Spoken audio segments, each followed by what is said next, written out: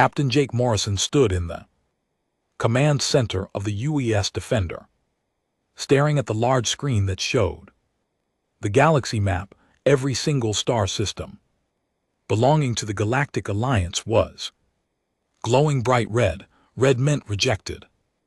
Red meant unwanted. Red meant that humanity had been turned away by every civilized species in the galaxy. The message from the Galactic Council had arrived 3 hours ago. Jake had read it 5 times, hoping the words would somehow change. They did not. The Council had made their decision clear. Humans were too dangerous, too violent, too unpredictable to join the peaceful races that ruled the stars. Commander Lisa Grant walked up beside him, holding a data pad in her hands. Her face looked tired and sad. She had spent the last 6 months trying to make contact with alien races. She had sent thousands of messages offering friendship, trade, and peace. Every single one had been ignored or rejected. Captain, I have the full report from all our diplomatic missions, Lisa said quietly. It's not good news.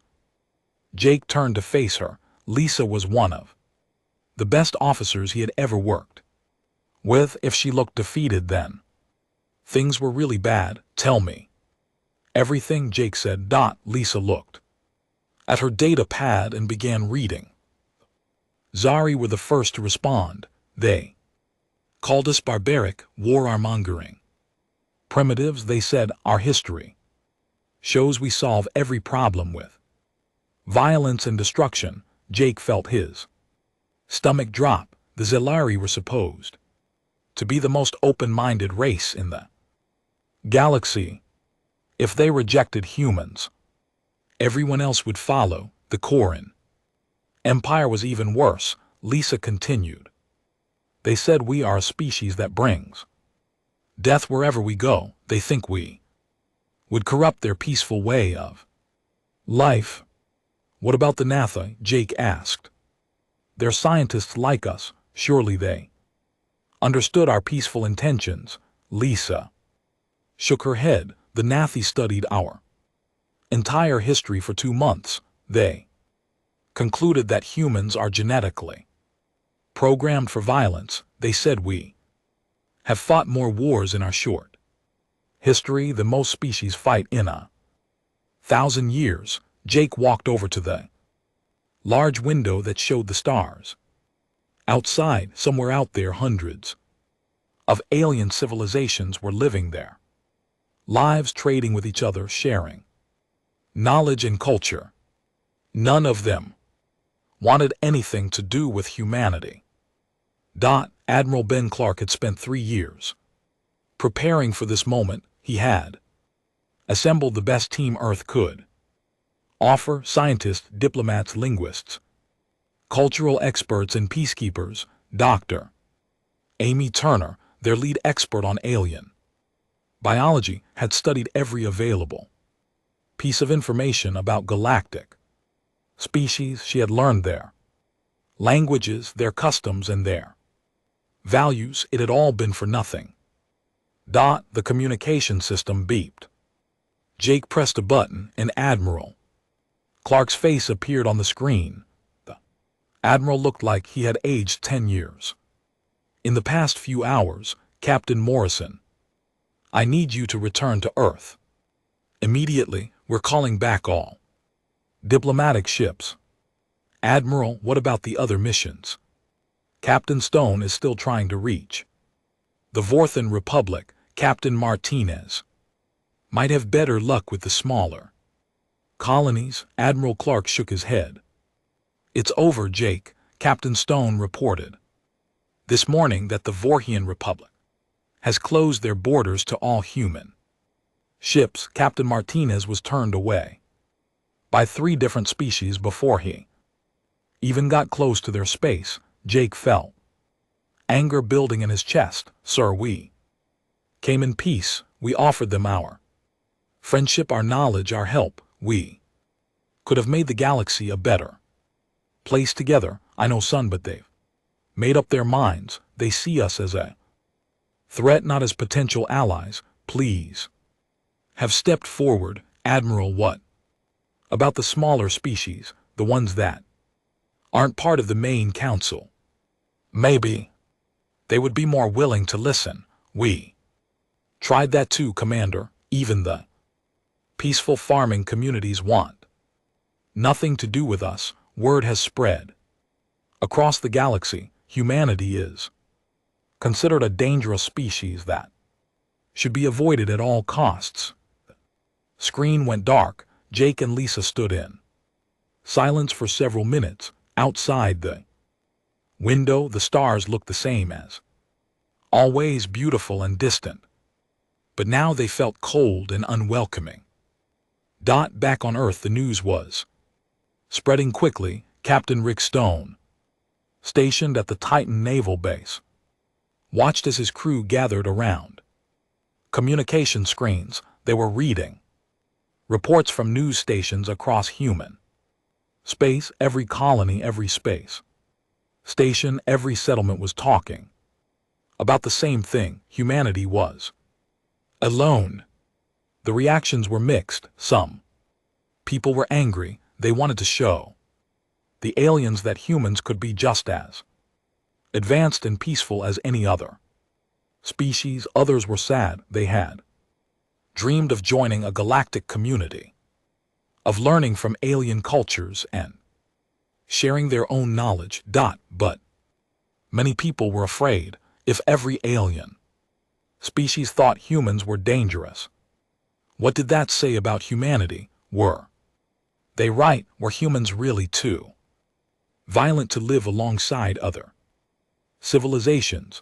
Dr. Amy Turner sat in her laboratory on the research station orbiting Mars. She had spent years studying alien cultures. She knew their art, their music, their philosophy. She had learned to appreciate their different ways of thinking and living. She had genuinely believed that humans and aliens could be friends. Now she stared at the rejection letters on her desk. Each one was written in a different alien language, but they all said the same thing. Humans were not welcome. Humans were too dangerous. Humans should stay in their own corner of the galaxy and leave civilized species alone. Amy picked up one of the letters from the Nathi Science Council. She had spent months learning their complex language. She had studied their advanced mathematics and physics. She had hoped to share human discoveries in quantum mechanics and genetic engineering. The Narathi had the most advanced medical technology in the galaxy. Together they could have cured diseases and extended life for countless beings. But the letter was clear.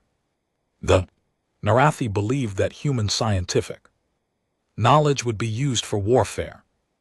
They pointed to human history as evidence: nuclear weapons, biological warfare, chemical weapons. Every major human scientific discovery had been turned into a tool of destruction. Amy threw the letter across the room. It was not fair. Yes, humans had fought wars. Yes, they had made weapons, but they had also made beautiful art, composed wonderful music, and written inspiring literature. They had built hospitals, schools, and libraries. They had sent aid to disaster victims and protected the weak and innocent. The communication system in Amy's lab beeped. She pressed a button and saw the face of her colleague, Dr. Chris Bennett, on the screen. Chris was Earth's leading expert on space physics. He had been working on new propulsion systems that could help humans explore the galaxy faster and safer. Amy, have you seen the news from the outer colonies? Chris asked. Which news? Everything is bad news today. There are protests on Mars. People are demanding that Earth's government do something. They want us to prove that Humans deserve to be part of the galactic community. Amy sighed. What can we do, Chris? We offered them everything: peace, friendship, knowledge, trade. They don't want any of it. Maybe we're trying too hard to be like them, Chris said. Maybe we should just focus on being ourselves, build our own civilization, explore space on our own terms, and stay isolated forever, never meet other species, never learn from their knowledge and culture. Chris was quiet for a moment. I don't know, Amy. I just know that begging for acceptance isn't working. Communication ended. Amy looked out the window of her laboratory. Earth was visible in the distance, a beautiful blue and green planet full of life and hope. Humanity had built an amazing civilization on that planet. They had overcome war, disease, poverty, and environmental destruction. They had learned to work together and care for each other, but apparently none of that mattered to the species that ruled the galaxy. They only saw the violence and conflict in human history. They refused to see the growth, the progress, and the potential for peace. Amy made a decision. She would continue her research. She would keep learning about alien cultures, even if they rejected her efforts. Someday, maybe the galaxy would change its mind about humanity. Until then, humans would have to prove themselves worthy of acceptance. The rejection was complete. Every major species in the galaxy had spoken. Humanity was to remain isolated, watched from a distance, and treated as a dangerous element that needed to be contained. The dream of joining a peaceful galactic community was over. But Jake Morrison, Lisa Grant, Amy Turner, and millions of other humans were not ready to give up hope. They would continue to reach for the stars, even if the stars seemed to be reaching away from them. 3 months had passed since the galaxy rejected humanity. The pain of that rejection was still fresh, but humans were trying to move forward.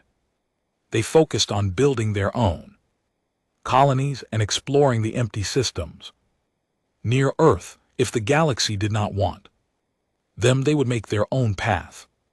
Among the stars, Chief Science Officer Karen Walsh was working the night shift at Luna Observatory when her equipment started showing something impossible. The deep space sensors were picking up massive energy signatures moving through the dark void between galaxies. At first, Karen thought her equipment was broken. Nothing was supposed to be out there in the empty space between star systems. She checked her instruments 3 times. The readings were correct. Something huge was moving toward the Milky Way galaxy. Not just one object, but dozens of them. Each one was larger than a moon and generating more energy than most stars. Karen called her supervisor immediately. Within an hour, every major observatory in human space was pointing their telescopes toward the same area of dark space. The readings were the same. Everywhere, unknown objects were approaching the galaxy at incredible speed.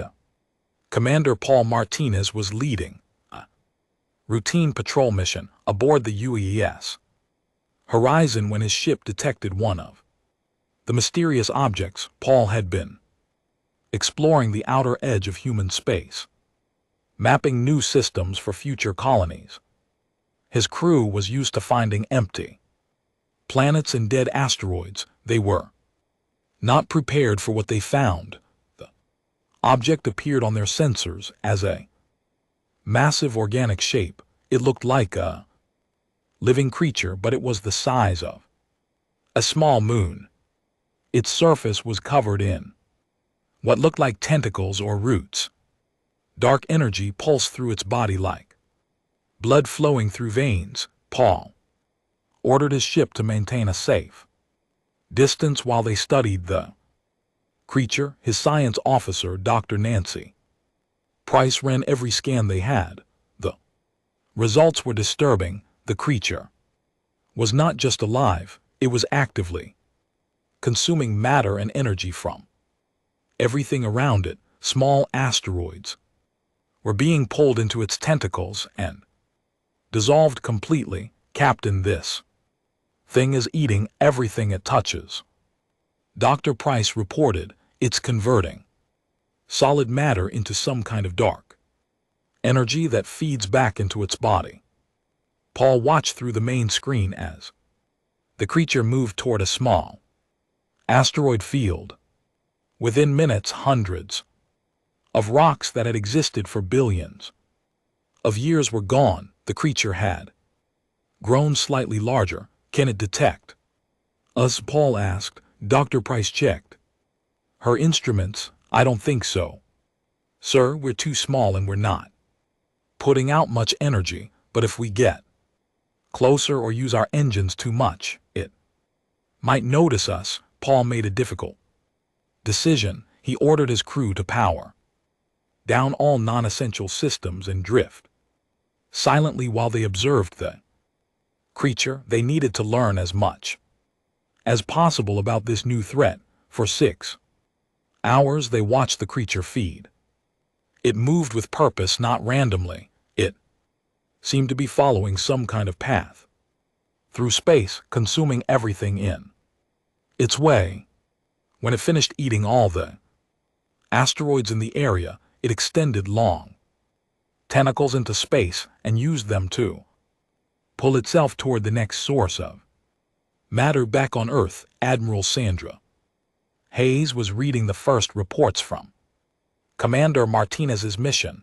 The news was terrifying. The creatures, which human scientists were now calling devourers, were heading straight for the galaxy. Based on their current speed and direction, they would reach the outer systems within 18 months. Admiral Hayes called an emergency meeting of Earth's top military and scientific leaders.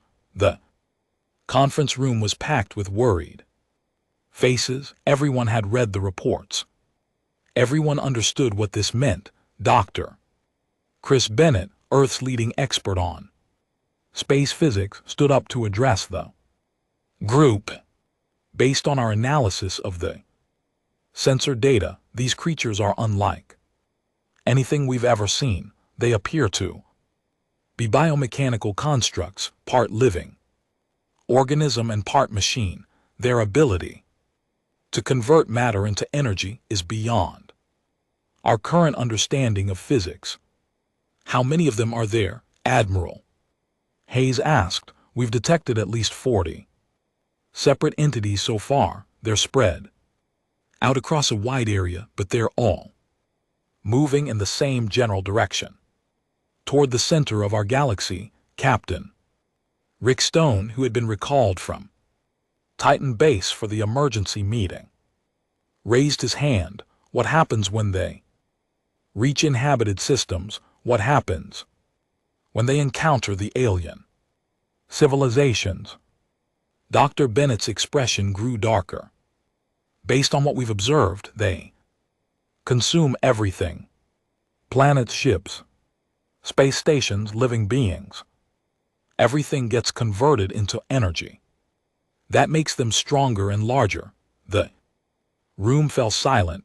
Everyone was thinking the same thing. The galaxy that had rejected humanity was about to face threat that could destroy all life.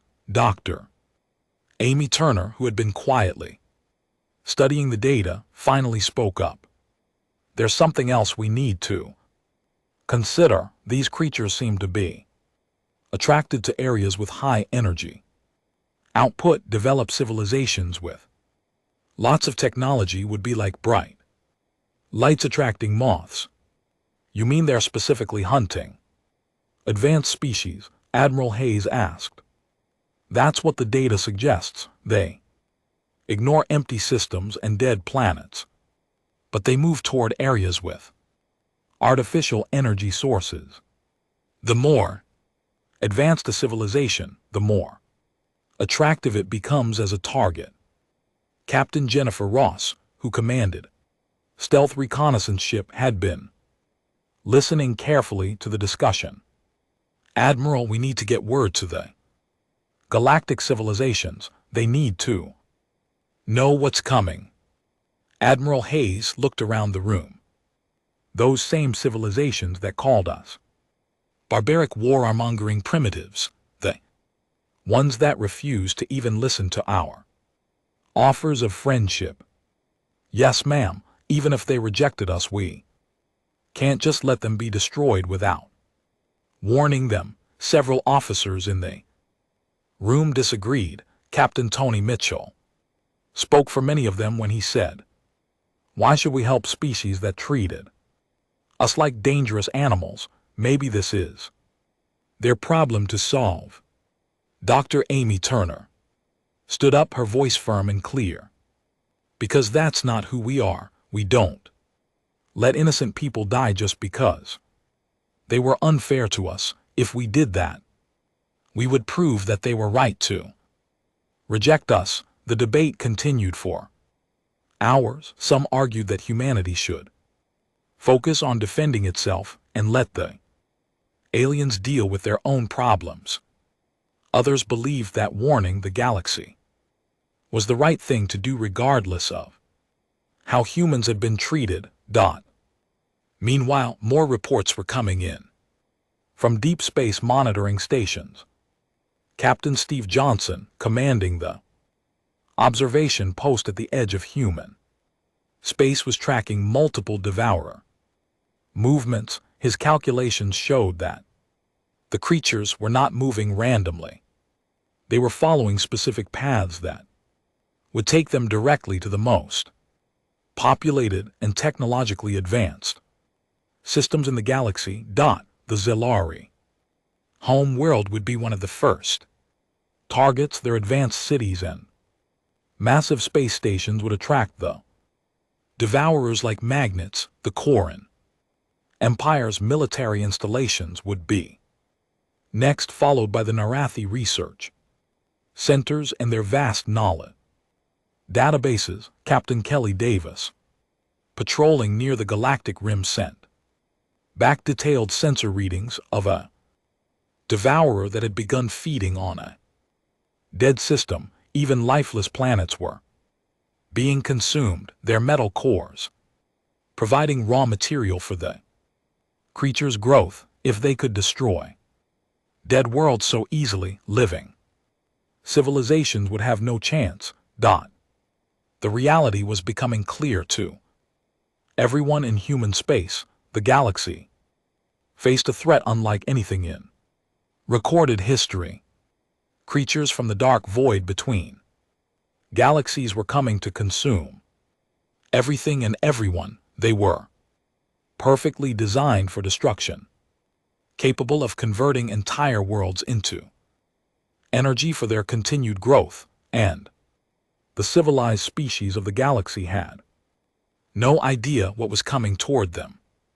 Their long-range sensors were designed to monitor known space lanes and established territories. They were not looking for threats from the empty darkness between spiral arms. Dr. Chris Bennett completed his analysis of the Devourer approach patterns. His report confirmed everyone's worst fears. The creatures would reach the first major alien colonies in 14 months, not 18 as originally calculated. They were accelerating as they got closer to sources of matter and energy. The question facing humanity was simple but difficult. Should they warn the species that had rejected them? Should they risk their own safety to help civilizations that wanted nothing to do with humans? Or should they focus on protecting their own colonies and let the galaxy face its fate alone? Admiral Hayes made the decision that would define humanity's character. Despite the rejection, despite the Insults and dismissal, she ordered the human fleet to prepare warning messages for every major galactic civilization. They would try to save lives even if those lives belonged to people who considered humans to be dangerous. Primitives the galaxy had rejected. Humanity, calling them too violent for civilized society, soon that same violence might be the only thing standing between civilization and complete destruction. Admiral Ben Clark stood in the command center of Earth's primary space station, looking at the messages his team had prepared. Each message contained detailed information about the approaching Devourer threat, sensor data, tactical analysis, projected attack routes, and recommended defensive strategies, everything the alien civilizations would need to prepare for the coming invasion. The decision had been made. Despite being rejected and insulted by every major species in the galaxy, humanity would try to save them. It was not about politics or gaining favor. It was about doing what was right when innocent lives were at stake. Captain Tony Mitchell was chosen to deliver the first warning to the Zelari High Command. His ship, the UES Ambassador, was loaded with detailed sensor readings and scientific analysis prepared by Colonel Nancy Price's Intelligence Division. Tony had studied Zelari culture and language for months. He knew exactly how to present the information in a way they would understand. The journey to Zari space took 3 days. When Tony's ship arrived at the border, Zari patrol vessels immediately surrounded him. The alien ships were sleek and beautiful, nothing like the practical human designs, but their weapons were just as deadly. Human vessel, you are not welcome in Zelari space, came the transmission from the lead patrol ship. Turn around immediately, or we will escort you out by force. Tony activated his communication system. This is Captain Mitchell of the United Earthship Ambassador. I have urgent information about a threat to your people. Please allow me to speak with your high command. We do not want to hear your lies and deceptions. Human, your kind has already proven they cannot be trusted. Tony tried again. This is not about politics or diplomacy. Your people are in danger. There are creatures approaching from dark space that will destroy your colonies if you don't prepare. The Zelari captain laughed. More human fiction. You think you can frighten us into accepting your presence in civilized space? We are not so easily fooled. For 2 hours, Tony tried to convince the Zelari to listen. He offered to transmit the e-sensor data. He offered to leave immediately after delivering the warning. He even offered to surrender himself as a prisoner if they would just examine the evidence. Nothing worked. Finally, the Zelari ships forced Tony's vessel out of their territory.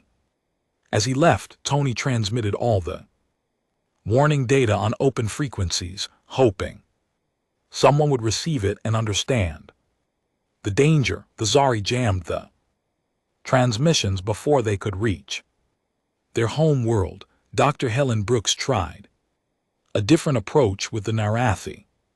As humanity's top diplomatic advisor, she understood that the Narathi valued scientific accuracy above all else. She prepared her presentation carefully, focusing on hard data and mathematical analysis rather than emotional appeals. Helen's ship arrived at a Nathi research station on the edge of their space. Narathi were known for their logical minds and careful study of all available information. Helen hoped they would at least examine the evidence before dismissing it. The Narathi response was More polite than the Zari had been, but equally frustrating. They agreed to study the human data, but only to prove that it was fake. A team of Narathi scientists spent 3 weeks analyzing every detail of the sensor readings and threat projections. Their final report was devastating.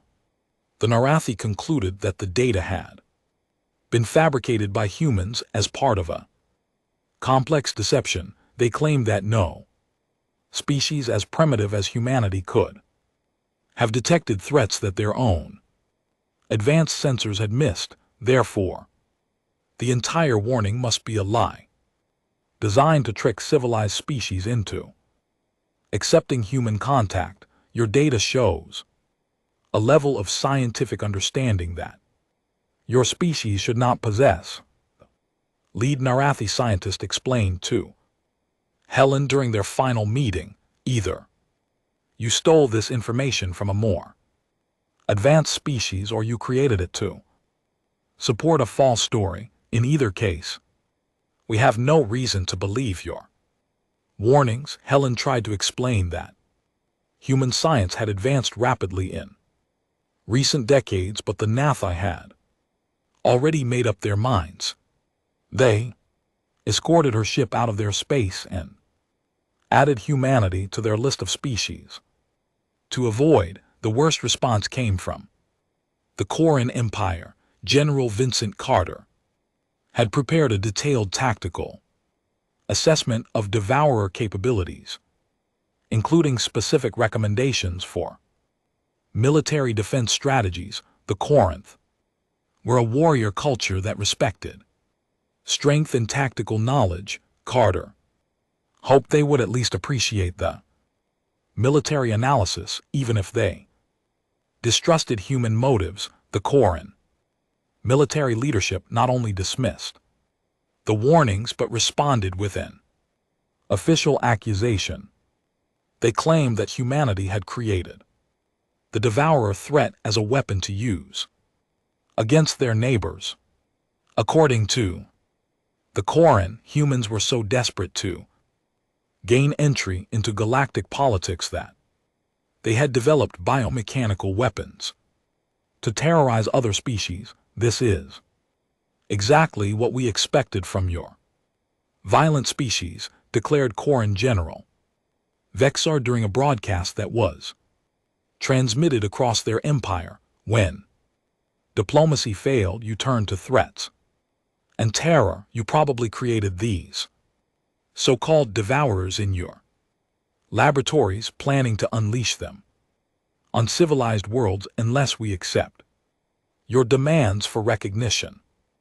The accusation spread quickly through galactic communication networks. Within days, every major species had heard the Koran theory that humans were behind the devourer threat.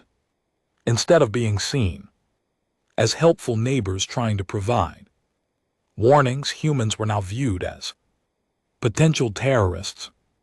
Lieutenant Colonel Mary Phillips, stationed at the diplomatic outpost near Zilari Space, watched as alien patrol ships began actively hunting human vessels. Any human ship that entered alien territory was immediately surrounded and forced to leave. Some alien captains were less polite than others. Several human ships were fired upon and damaged while trying to deliver warning messages. Captain Steve Johnson, commanding the Deep Space Monitoring Station Alpha 7, continued tracking the devourer's approach. His calculations showed they would reach the first major alien colonies in 12 months.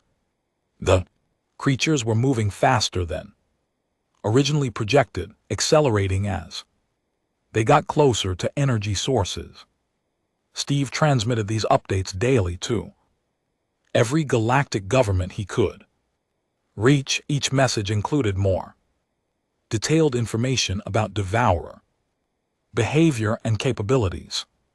He sent tactical recommendations for evacuation procedures and defensive strategies. He even included suggestions for building refugee shelters in case colonies needed to be abandoned. Every single message was blocked before it could reach alien government officials. The galactic species had decided that any communication from humans was either a lie or a threat.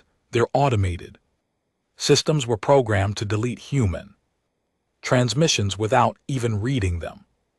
Dr. Amy Turner, working from her laboratory on Mars, made a disturbing discovery while analyzing the latest Devourer tracking data. The creatures were not just moving toward populated systems randomly.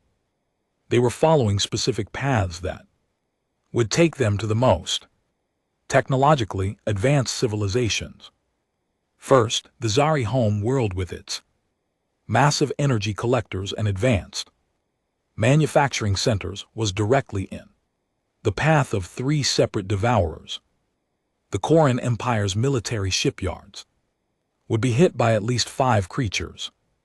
The Nathai research facilities with their experimental reactors and quantum computers were attracting more devourers than any other target.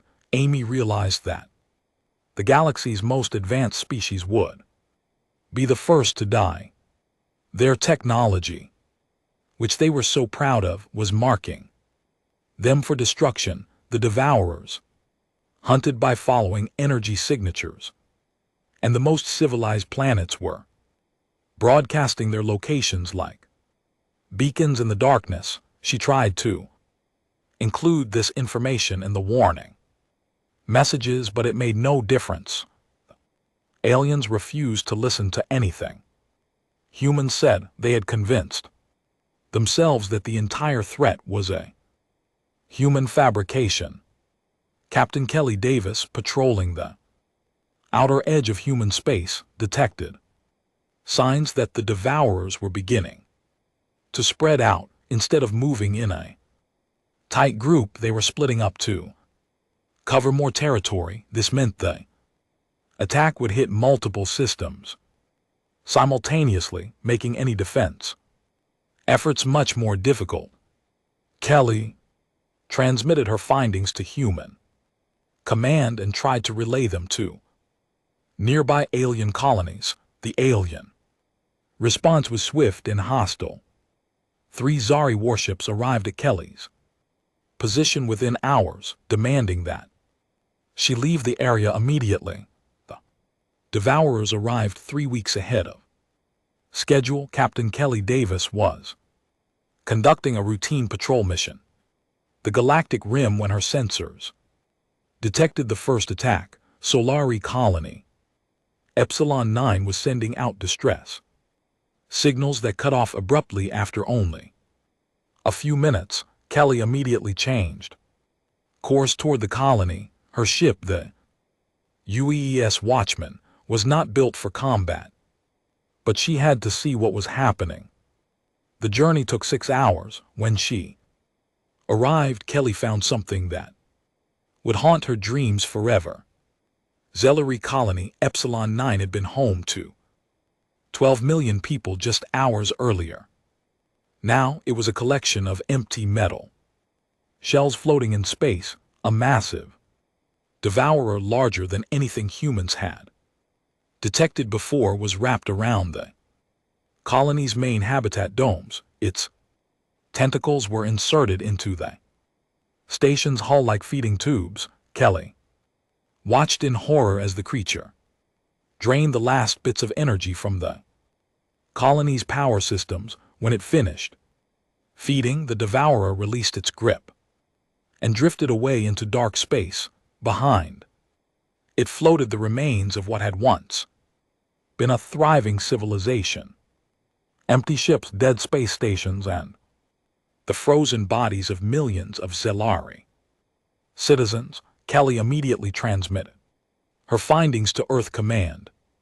Within minutes, Admiral Sandra Hayes was reading the report. The invasion had begun, and it was worse than anyone had predicted. The devourers were not just consuming matter and energy. They were systematically destroying entire civilizations. Admiral Hayes made a decision that went against every rule of military strategy, despite the Zellari rejection of human warnings. Despite their hostility and accusations, she ordered an immediate rescue mission.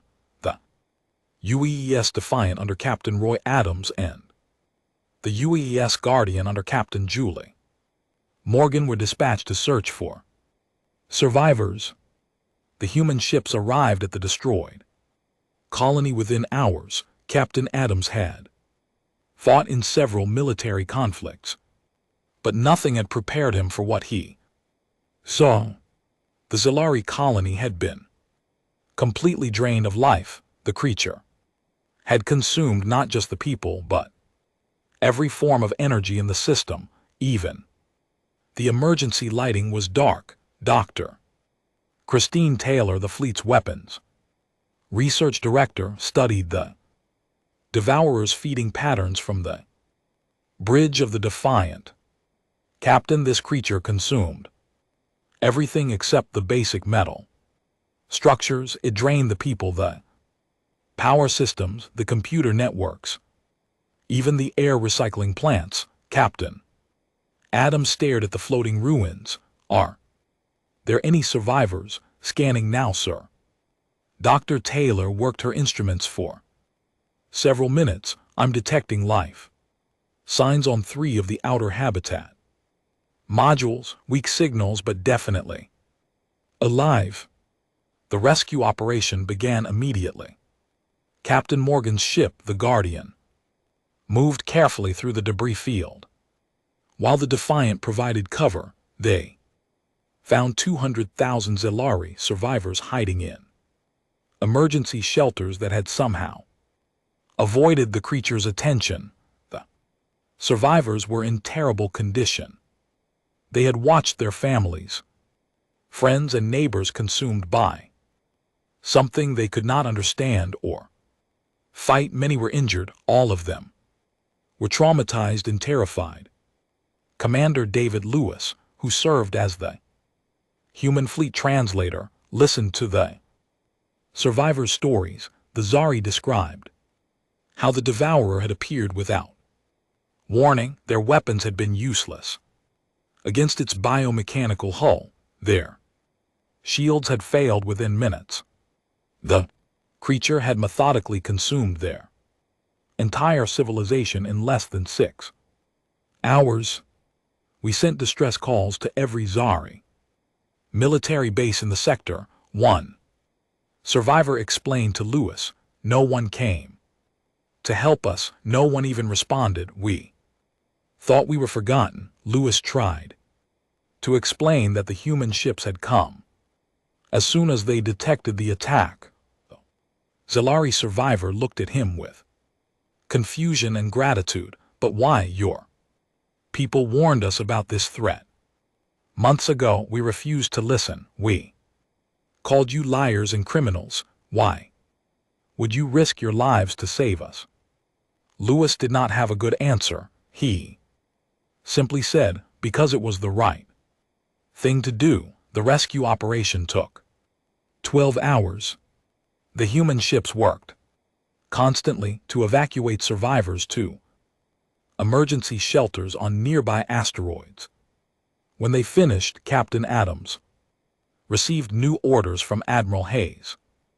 More Devourer attacks had been detected.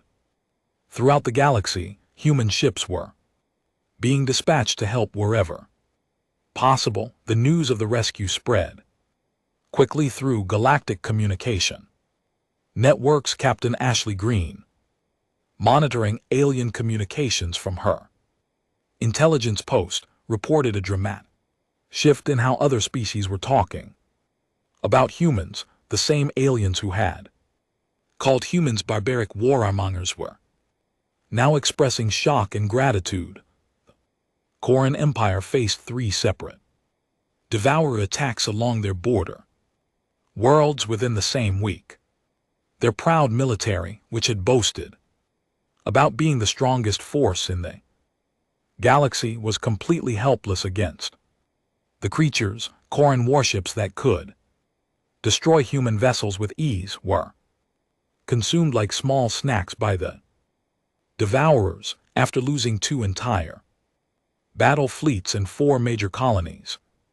The Koran government quietly sent a message to Earth. They requested human assistance in evacuating their remaining border settlements. The message was brief and formal, but it represented a complete reversal of their previous position.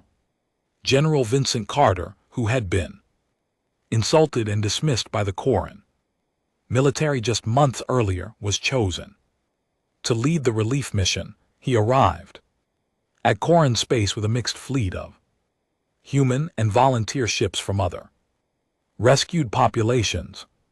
The Koran officers who met him were humble and grateful, nothing like the arrogant warriors who had accused humans of creating the devourer threat. The Narathi faced an even worse situation. Their home world, with its massive research facilities and experimental energy reactors, had attracted 5 devourers simultaneously. The creatures surrounded the planet like a living cage, feeding on the most advanced civilization in the galaxy. Dr. Helen Brooks, who had been rejected by Narathi scientists just months earlier, led the evacuation fleet. When she arrived, she found Narathi research stations being consumed one by one. The logical analytical species that had called humans intellectually inferior was begging for help from the same people they had dismissed.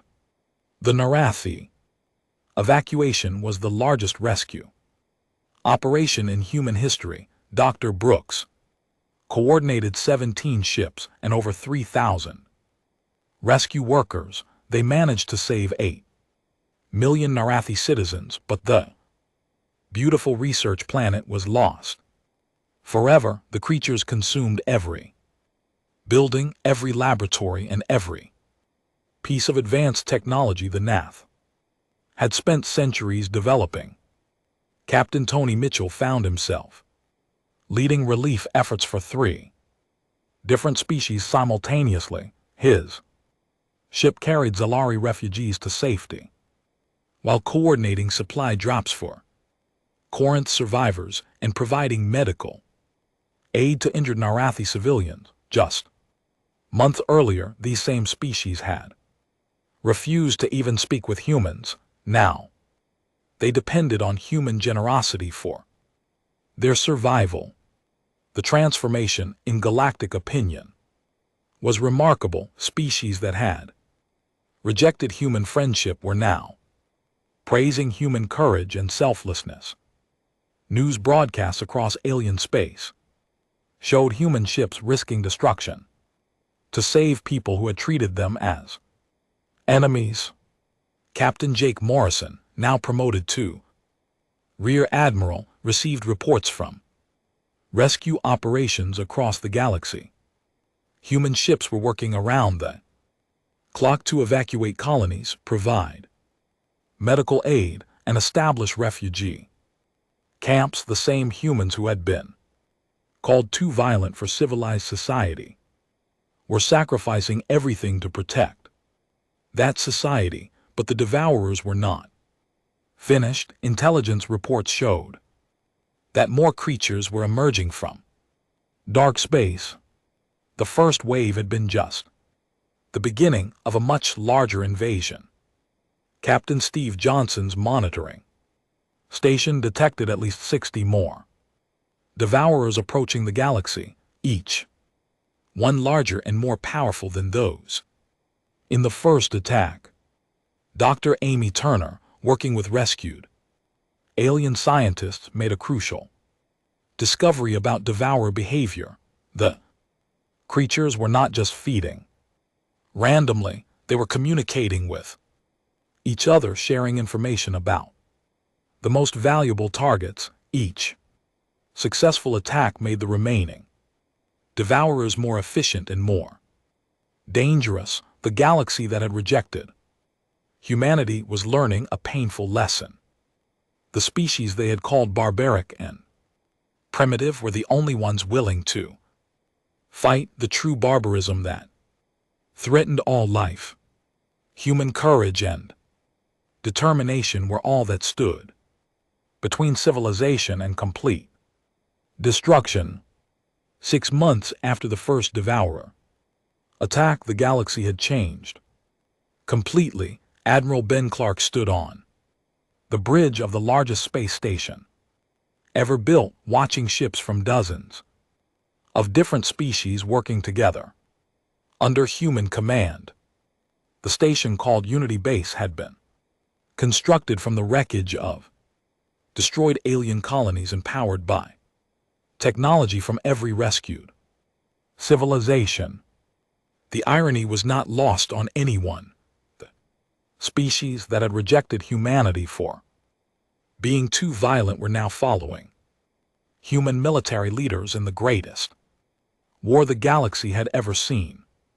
Captain Jake Morrison, now promoted to fleet admiral, commanded a massive force that included Zalari energy weapons, Koran armor plating, and Narathi navigation systems, all working together on human designed ships. The transformation had not been easy. Commander Lisa Grant spent months learning how to coordinate between species that had different languages, different cultures, and different ways of fighting, but the shared experience of being saved by humans had created a bond that crossed all previous boundaries. Dr. Amy Turner worked around the clock with alien scientists to understand the devourer threat. Her research team now included the best minds from every major species. Together, they had discovered something that changed everything they thought they knew about the invasion. Admiral Clark, Dr. Turner reported during the morning briefing, "We've analyzed the communication patterns between devourers. They're not just individual creatures hunting for food. They're part of a larger organism, like cells in a body or workers in a hive." Admiral Clark studied the data on his screen. "What does that mean for our defense efforts?" Dr. Turner's expression was grim. "It means there's a central intelligence controlling all of them. We've been fighting the fingers when we need to target the brain." The search for the devourer's central intelligence became the top priority for every scout ship in the combined fleet. Captain Paul Martinez led a team of reconnaissance vessels deep into the galaxy's core, following energy trails and communication signals that might lead to the source of the invasion.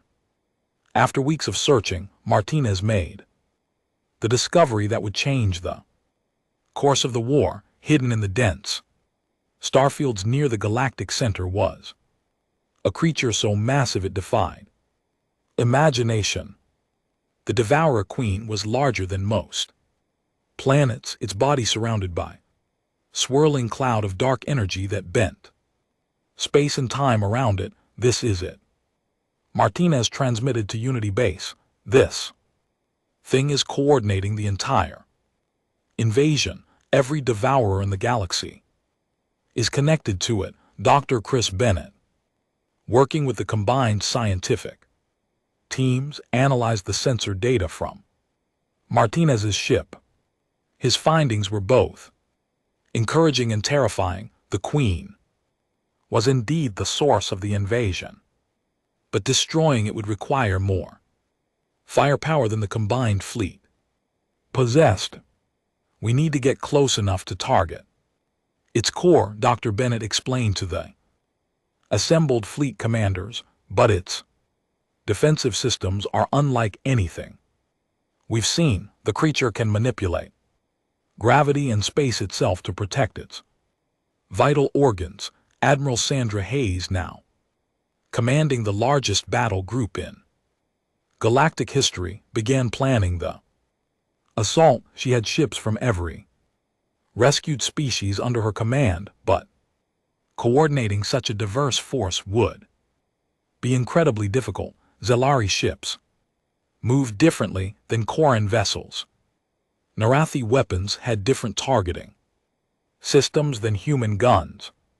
The solution came from an unexpected source. Captain Rick Stone, who had been working with mixed crews since the first rescues, suggested that instead of keeping species separate, they should fully integrate their forces, human tactical knowledge, alien technology, and combined determination could create something more powerful than any single species could achieve. The integration process took months. Human officers learned to operate Zelari energy systems. Alien engineers adapted their technology to work with human weapon designs. Captain Tony Mitchell found himself commanding a ship where humans, Zelari, Koran, and Narathi worked side by side. At every station, Dr. Helen Brooks led the diplomatic effort to convince the remaining independent species to join the fight. Many smaller civilizations had remained neutral during the early attacks, hoping the devourers would ignore them, but as the creatures grew larger and more aggressive, even the most isolated planets realized they needed help. The final fleet that assembled for the attack on the Devourer Queen was the most diverse force in galactic history, over 2,000 ships, representing 43 different species, all united under human command and working toward a single goal. The species that had once called humans too violent to join civilized society were now depending on that same capacity for violence to save them all. Captain Jennifer Ross led the advanced reconnaissance force that would create the opening for the main attack. Her mixed crew of humans and aliens had trained together for months, learning to work as a single unit despite their different backgrounds and cultures. The battle for the galactic core began at dawn on Unity Base, though time had little meaning in the depths of space. Admiral Hayes gave the order to attack, and 2,000 ships moved as one toward the Devourer Queen. The creature's defenses were beyond anything they had prepared for. Gravity waves tore apart the first wave of attacking ships, energy beams that could slice through planets destroyed entire squadrons, but the combined fleet kept advancing, each species contributing their unique strength to the assault. Zelari ships used their energy manipulation technology to create safe corridors through the gravity fields. Koran vessels with their heavy armor pushed through the defensive fire to clear the way for lighter ships. Narathi computers calculated targeting solutions that allowed the human-designed weapons to find weak points in the creature's massive form. Captain Paul Martinez made the decision that turned the tide of the battle when the main assault force was stopped by the Queen's defensive systems. He volunteered to ram his ship directly into the creature's primary feeding organ. The impact would create a brief opening that other ships could exploit. "This is for everyone the Queen has killed," Martinez transmitted as his ship accelerated toward the massive creature. "And for everyone we're going to save." The explosion, and when Martinez's ship hit the Queen, was visible from the edge of the galaxy. The creature's defensive systems faltered for just a few seconds, but that was enough. Captain Jennifer Ross led a strike team directly into the opening, carrying the experimental quantum torpedo that Dr. Helen Brooks's research team had developed. The weapon was Unlike anything ever created, it combined human engineering, Zalari, energy technology, core and metallurgy, and narrated quantum physics into a single device capable of disrupting the Queen's neural network. When it detonated inside the creature's core, the effect was immediate and dramatic. The Queen's death scream echoed across the galaxy through dimensions that most species could not perceive. Every devourer connected to the creature suddenly stopped moving. Some simply died where they were, others retreated into that dark space between galaxies, their coordination and purpose gone. In the aftermath of the battle, as the combined fleet returned to Unity Base, Admiral Ben Clark received a message from the newly reformed Galactic Council, the same organization that had rejected humanity 6 months earlier was now offering them permanent leadership of the Galactic Defense Forces. Admiral Clark's response was simple but profound. We didn't fight to gain power or recognition. We fought because it was right. We'll serve as protectors, not because we want to rule, but because someone needs to watch for threats that might come from the darkness. The ceremony that followed was unlike anything in galactic history. Representatives from every rescued species gathered to formally thank humanity for their sacrifice and leadership. The Zalari, who had called humans barbaric primitives, now praised their courage and wisdom. The Koran, who had accused humans of creating the threat, formally apologized and offered their eternal loyalty. The Narathi, who had dismissed human intelligence, acknowledged that human leadership had saved them all. Captain Jake Morrison, now Fleet Admiral of the new Galactic Defense Force, established monitoring stations at the edge of the galaxy. Human ships patrolled the dark spaces between stars, watching for any sign that new threats might emerge from the void. The galaxy had rejected humanity, calling them too violent for civilized society. But when true violence threatened everything they held dear, it was human courage and determination that saved them. The same capacity for conflict that had made them unwelcome had become the shield that protected all life. In the end, humanity had found their place in the galaxy, not as conquerors or diplomats, but as guardians. They stood watch at the edge of darkness so that others could live in the light.